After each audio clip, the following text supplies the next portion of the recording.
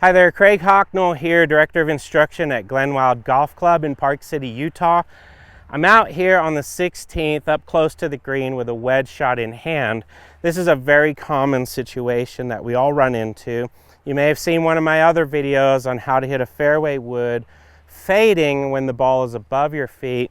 I'm going to show you a lot of times what happens when you have a wedge and the ball is below your feet. So I'm standing up here.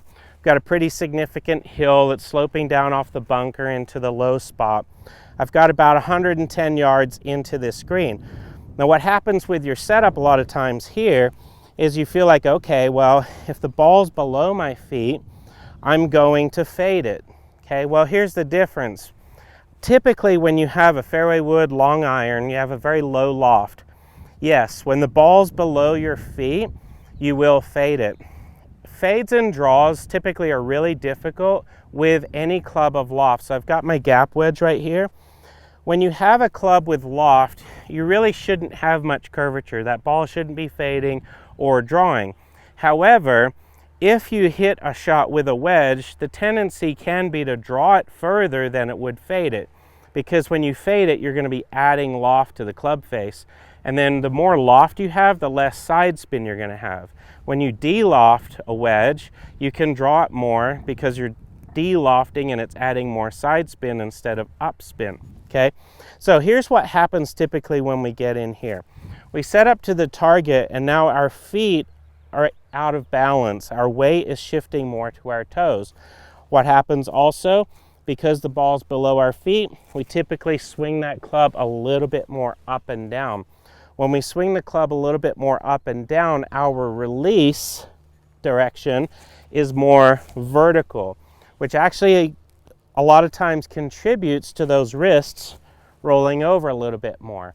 You can imagine if the ball's above my feet here, I would have to really kind of roll my hands on that path to get it to hook. When it's below my feet here, I have the capability with a wedge to accidentally kind of flip it over. I would say more often than not, when the ball's below my feet and I have a wedge in my hand, I'm actually going to hit a straight shot or a draw. So this is where when the ball is below your feet, you throw the rule out that it's going to fade. Only with clubs maybe 7, 6, 5 with less loft is it really going to fade. I would say 8, 9 and wedges, it has a tendency to go straight or draw. I'm probably getting a lot of head nods from you that have experienced that as well. So in this case, just like any situation, I'm going to make sure I'm aligned correctly. So I've got a little light color patch of grass right here. I'm going to take my stance and get set up. Now I know I'm aimed correctly. From here, I want to try to sit my bottom down just a tiny little bit to make sure that I'm balanced. Whenever you kind of compromise your normal setup, you're probably going to lose power. So when you sit yourself down, kind of get yourself more balanced here, the length of your backswing is not going to be as much, and the amount of speed that you're going to create also will not be as much. So at about 110 yards to the pin, I'm using a gap wedge. At 6,600 feet here at GlenArbor, this club usually goes about 140 yards for me. So I'm not going to swing full because I'm only trying to hit a much shorter distance.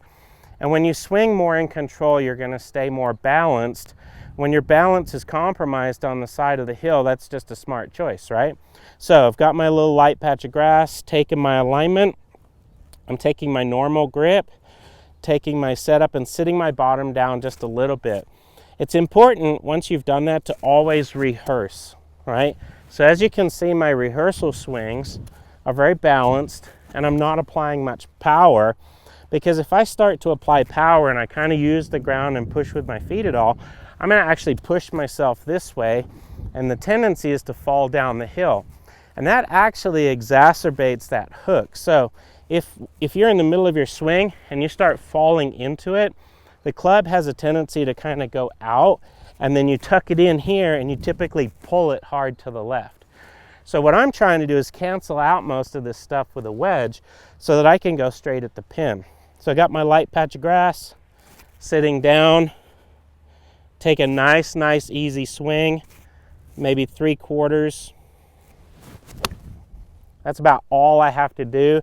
Stay balanced on the hill.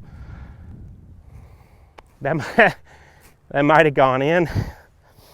I'll do it again just to show you that it's not a fluke. All right, setting up, double check my alignment. As you can see, it was a nice shallow divot, so I'm not like trying to hit hard. Let's aim again. Come in here nice and square.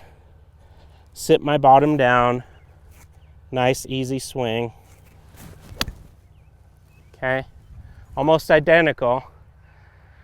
Hits the green and it's spinning toward the pin. So don't even need to throw any sand in that because it basically just shaved the grass.